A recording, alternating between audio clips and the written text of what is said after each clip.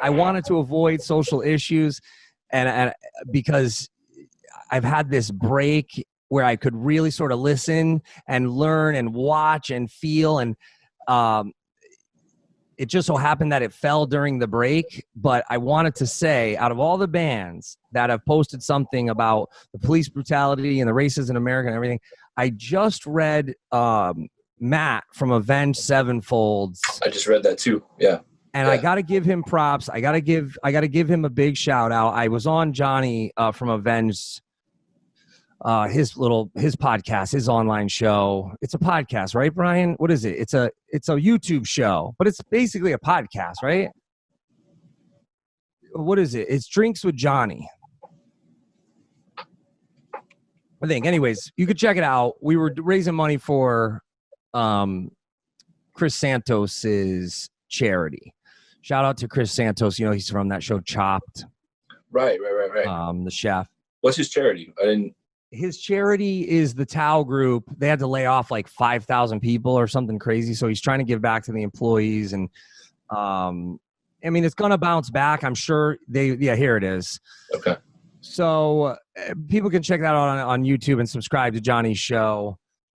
But I just sent Johnny a message saying like, you know, I really respect that Matt put that out, because I think out of all the bands, they have the most to lose from being, you know, in solidarity with the Black Lives Matter movement. And it's really kind of sad to say. I think coming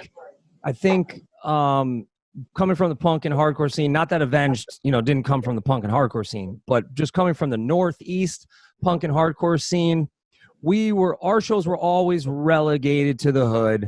None of the big bars or the big clubs wanted to book us.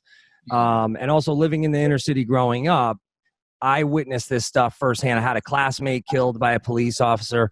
As you become more successful and you branch out and you get onto these Ozfests and Mayhem Fest and Warped Tour, and your music gets more known, then you start to see, wow, there are cops that are okay. You start seeing them at the shows, or you get to these rural areas where the police are just nicer. They're less stressed. You know, you deal with a totally different police force when you're out in, like, I don't want to even name some of the cities, but you know what I'm saying. I know exactly what you're saying. Yeah, so it's different when you're playing Newark, New Jersey in 1995. And you're seeing someone getting cracked on the street, and you're like, yo, what the fuck? But this is pre-cell phone or whatever. Or New Haven, Connecticut, or Bridgeport, Connecticut, or Meriden, Connecticut, or any of these places in the mid-'90s. And, you know, after one of my classmates was killed by a police officer, you know, I really, really had just this, like, sort of tunnel vision when it came to how I viewed police. I just thought, you know, the majority of them were people who just needed to exert power in their life. They didn't have power in any other place in their life, so they became a cop. And now it's going to just perpetuate this cycle of, like, I have more power over you. I need to one-up you. I think I'm better than you. And until I got on the big tours and started seeing, you know, police come to the shows with their families, you know, and these are people, I don't know them. I don't know if they're serving honorably. I just assume. Yeah, and I would like to think the majority serve honorably, but it's, yeah. But now we're seeing, you know, with these videos where, and today's the big one with this guy in Buffalo, an elderly man trying to return the helmet. Oh, I didn't see that. See that. Now, so the All Lives Matter people, they're gonna have to, like, you know, they're gonna have to answer for this. They're gonna, okay, if all lives matter, then now if just by saying Black Lives Matter offended them because they don't know that this is not a statement, this is a movement. When it's a branding like that, you have to look into it to find out what it means. You don't just create the meaning. You don't go, no, this is all lives matter. You have to look into it. And what they're saying is when Black Lives Matter, then all lives will matter. Sure, exactly. And you know, if you're on social media, you post anything, especially if you're in Avenged Sevenfold, you're going to have 100,000 people to reply to who they don't know the plight of Black Americans. They don't know. They can't identify with the things that, you know, we've seen, especially in the Northeast, and things our friends have gone through and stuff. And so just getting back to their statement, I thought that he worded it enough where ignorant people might hopefully maybe sort of see where he's coming from and then ease up on this, you know, no, I need attention. My life matters too. No, that's not what they're saying. Just because they're saying Black Lives Matter doesn't mean they're saying your life doesn't matter. But that, just reading that statement and seeing some of the comments and knowing, you know, how many fans are going to jump off the ship because of him making this statement, I just wanted to give him kudos, because it's not about losing a fan. It's about the world that our kids are going to have to grow up in, and our grandkids are going to have to grow up in. And so do you want a world of conflict where people are continually marginalized and dehumanized? Or do you want to try to calm the fires and say, let's fix this as best as we can? Yeah. And that's, you know, it's what's important to you, you know, and as artists and as someone like him with such a big platform, there is some sort of responsibility to say what you believe in. I mean, you know, beyond your music a bit, especially something like this. And I thought he worded it really well, where he made, I think, you know, not that he was speaking to me because I'm on the same page, you know, but like when maybe some of those people that are indifferent or that are, you know, like you're talking about, I think he worded it in a really solid way, where he was just trying to make you think, you know, he's trying to make you think about the way that you are. He's like, you know, if you react this way to it, maybe you should think about why you react that way. And it wasn't really, it was great, because it wasn't attacking anybody. It was really, I thought it was really just solid. It was a great way to communicate, because people won't listen a lot of times if you just yell at them and bark at them and try to separate yourself from them. If you try to include, which is the point of all of this, is really to include all of each other and listen to each other and just understand that we all really are the same thing. We're just this energy, these souls or whatever we are inside these bodies, and whatever color that body is doesn't really matter. It's about what that soul is inside of the body. That's really all it is. So I thought it was legit that he came out, for sure. Said that.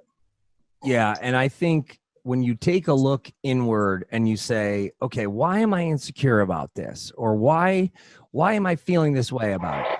You know, maybe don't react so quickly. Maybe look into it. Maybe actually see it for what it is, and try not to find your own way of feeling insecure about it so that you respond in these ways. And it doesn't even have to be to this social issue. It could be it could be to other social issues, right? So if this guy getting pushed down with you know, with his head being cracked on the ground now, this old elderly guy, right? If that doesn't open your eyes to the fact that we're in a situation where there's this power struggle, if you have to say, well, then don't be there, don't loot, don't riot. Yeah, no shit. You're talking about, like, what if he didn't have a choice but to be there? Right. You know, no one's fucking condoning riots. No one's condoning looting. Right. No, like, and if they are, and you want to address them, and I'm saying, like, you know, you, me, Matt, the people in bands that are speaking out, even Ice-T, who I talked to on the phone yesterday for a while, you know, he's getting a lot of people on Twitter saying that he's condoning rioting and looting, which he clearly is not. But, and I don't think Twitter is I don't think that's the place to talk about the social issues. I think it needs to be in long form. It needs to be on podcasts, on YouTube and stuff.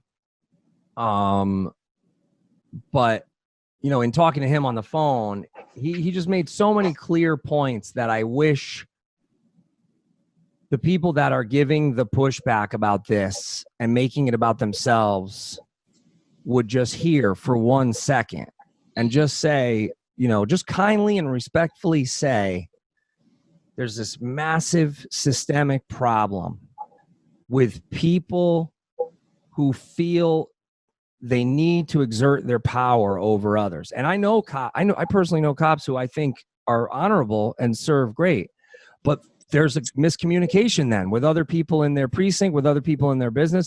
How do we look at that and go, where's the communication breakdown? Where is this disdain for your community? Where is this disdain for humanity coming from?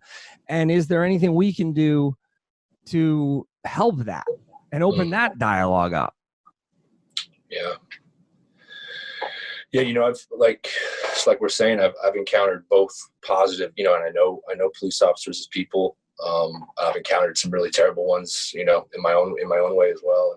And I said, it's just, I know they're talking about trying to, ways to hold them accountable. You take some of that power away that you're talking about, those cats that are trying to just be, that are there because they need that power in their life because maybe they were beat down or whatever when they were a kid or whatever it is, whatever that thought is. Because they have things where they get investigated inside of their own precinct or whatever it is like that. And that can't happen. That's a conflict of interest, in a lot of ways, because they're all on the same team kind of. So it doesn't hold anybody accountable. So they're talking about trying to go, to different places for that, which I think is an important, it's a good step in the right direction. You just need to be able to hold people accountable for what they do, and luckily the videos and stuff holds them accountable for those things. And I don't, I don't know. I just don't have the answers to, how to change people. You just try to lead by example. You try to be a good person. You try to, influence people like we're talking about. And that's the best I can think of,